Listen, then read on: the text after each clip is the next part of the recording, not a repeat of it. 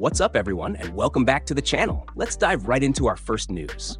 Garry kept the momentum going after his big win and sent a direct message to the newly crowned welterweight champion, Islam. He spoke with full confidence, addressing fans and the entire division. Garry said they did it again. They got the win, and they proved themselves against a former champion, a tough and durable man who hadn't been finished in 9 years. He explained how he showed the world just how good he is, stopping the takedown and banging with power on the feet. He continued by speaking straight to Islam, making it clear that this wasn't just hype, but a real call-out.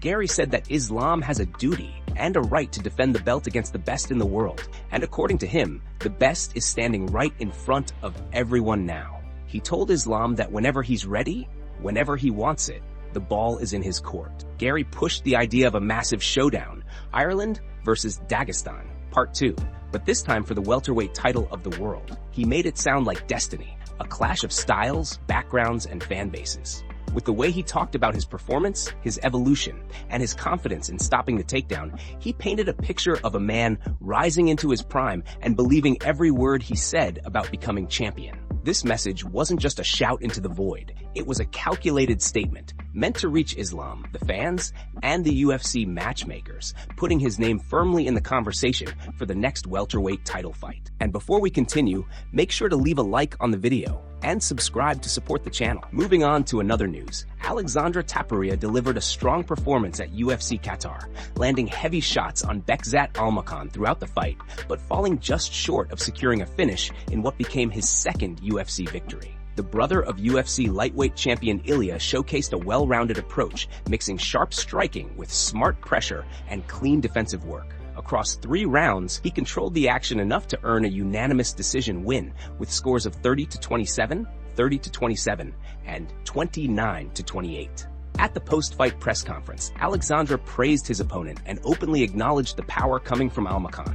When asked whether he felt those punches during the fight, he didn't hesitate. He said yes, he felt them, and added that he always knew Almakhan was a strong puncher with genuinely heavy hands. Alexandre explained that he had prepared for that danger, and thanks God, his opponent never found the perfect shot to hurt him badly. Whether it was smart defense, good reads, or simply staying one step ahead, Alexandre felt he responded well under pressure. He continued by saying the only thing he could truly say about Almakhan is that he's a warrior. That respect came through clearly as Alexandre talked about the exchanges, the intensity, and the toughness shown across all 3 rounds. Even though Alexandre wasn't able to secure the finish he wanted, the performance still highlighted the growth in his game, the composure he carries inside the octagon, and the steady rise he's making in the bantamweight division. Moving on to another news, Ilia congratulated his brother Alexandre after the hard-fought win, sharing a heartfelt message on Instagram to mark the moment. He posted, "Thank God we got one more victory. I'm so proud of you, brother. All your hard work has paid off." The message captured the emotion of the night, showing how much the win meant to both of them. Ilia has always been vocal about supporting his brother's journey, and this victory was another milestone that highlighted their bond and the effort behind the scenes. The post quickly gained attention, with fans celebrating the Tapuria brothers' continued rise in the UFC. Moving on to another news, Arman spoke at the post-fight press conference with full confidence, making it clear he believes he's next in line for a title shot against Ilia. He said that if the UFC wants to schedule the fight for January, he'll be more than ready. Arman explained that he didn't want to talk too much about Ilia before, because his focus was locked in on the fight he just had. But now that the job is done, he's ready to push things forward. Arman said he's planning to create some crazy, funny, viral videos again to bring more attention to the fight. He admitted he likes making jokes and using humor to get more eyes on the matchup, and he's confident it will help push the hype. He added that he can rest for 1 week, then fly to the US and stay there for 2 months, which he believes is more than enough time to prepare for the title fight. He emphasized that he didn't suffer any injuries, thanking God for that, and said everything now comes down to what the UFC decides. Arman hopes that by Tuesday, the promotion will officially announce the fight and book him in the main event with Ilia, whether it takes place in Las Vegas or Los Angeles. He repeated that he's ready, motivated, and fully aware that this is his chance. With enough time to prepare, he believes he can step into that title fight in peak condition. Arman made it clear that the opportunity is right in front of him, and he intends to take it without hesitation. Moving on to another news, Paddy Pimblett linked up with IShowSpeed, and the two spent the entire time joking around and trying to outdo each other in pure chaos. From the moment they got on camera, Paddy started teasing Speed about his accent, saying he sounded like he was from Alabama. Speed fired right back, confused and laughing, trying to repeat what Paddy was saying, but getting more mixed up each time. The back and forth got even funnier when Paddy tried explaining the UK phrase, chicken and a can of Coke, which Speed absolutely could not understand. He kept repeating it, chicken and a can of Coke? What are you saying? While Paddy doubled down, making it sound even more ridiculous. The energy only got wilder as they kept throwing jabs at each other. Paddy joked that Speed must be slow despite the name, and Speed immediately denied it, insisting Paddy had the wrong guy. Then Paddy started describing Speed eating a fried egg deck, laughing as he exaggerated the whole story. Speed tried to defend himself, but Paddy wasn't letting up, pushing the bit with full confidence. Eventually, the conversation shifted to whether fans wanted to see them fight.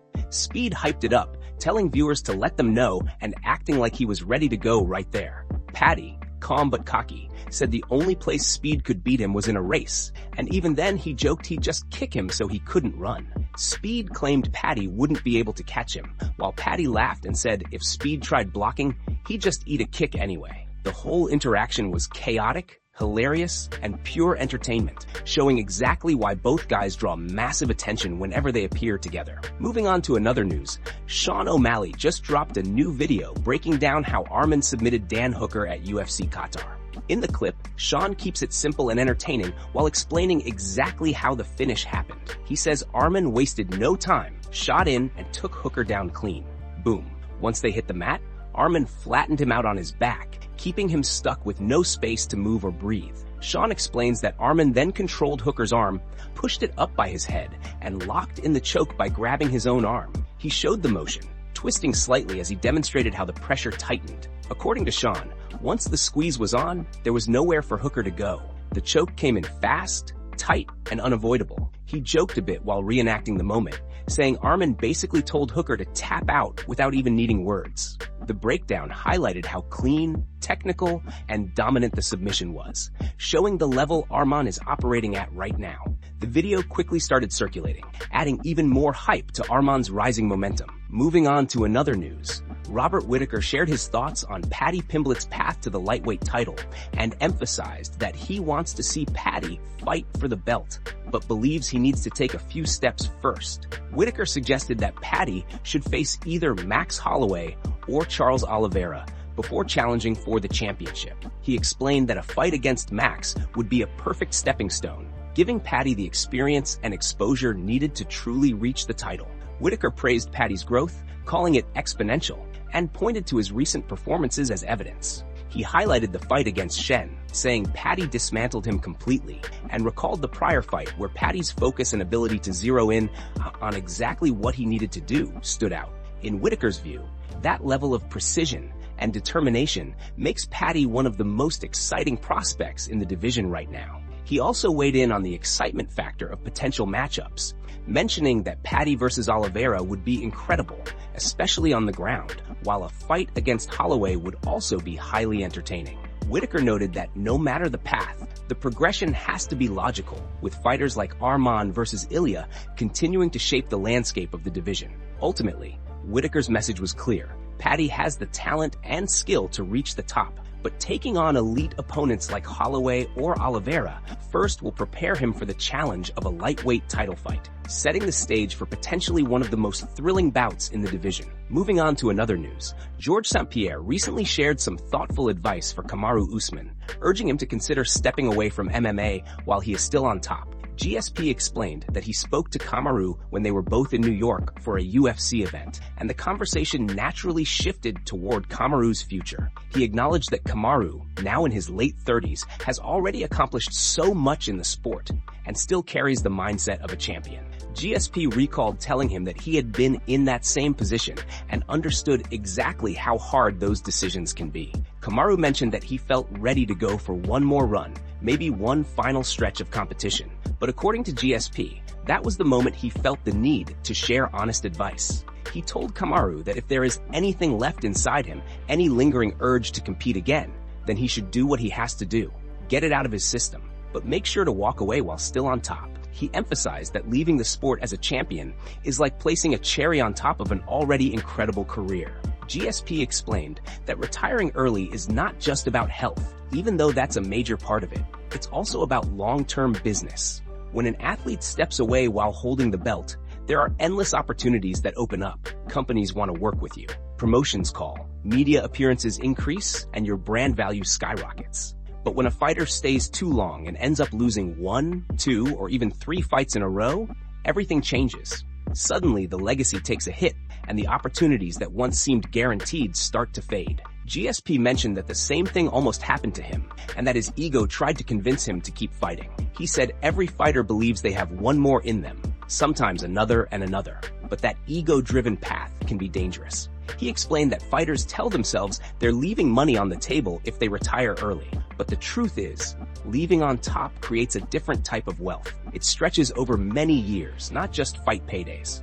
GSP pointed out that if he had retired on a losing streak, the value he carried into retirement would have been much lower, and the opportunities he gained later in life might not have existed. By walking away while he was champion, he preserved not only his health, but also the long-term financial benefits that come with a pristine legacy. Moving on to another news. The talk around the potential matchup between Ilia and Paddy is heating up again, and fans are split on what the UFC might decide. The idea of Ilia versus Paddy Pimblett has been floating around for a while, and there's no denying that it would sell a massive amount of tickets and bring in huge viewership. Their history, their personalities, and their styles all make it a marketable fight, and Ilia himself has been calling for it, especially because of their past run-ins, including the famous hand sanitizer boy moment. Another layer to this is Ilia's ongoing hesitation to fight Arman.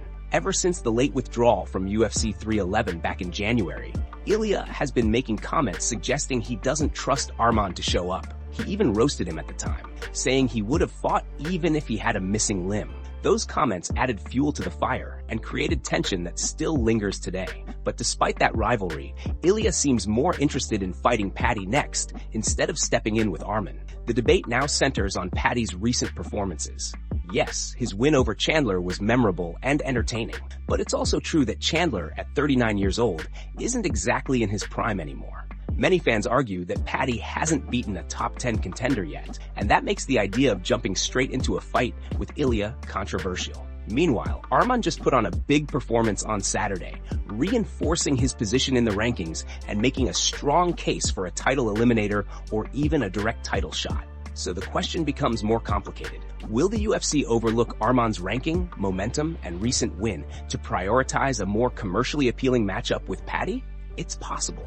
The UFC has done similar things before when the business side outweighed the competitive structure, but doing so would risk backlash from fans who believe merit should matter. For now, all eyes are on what Ilia and the promotion will decide, because this situation could go in multiple directions depending on what sells, what's convenient, and what storyline the UFC wants next. That's it from MMA Pulse News. Thanks for watching. Don't forget to leave a like and subscribe for your daily dose of MMA news.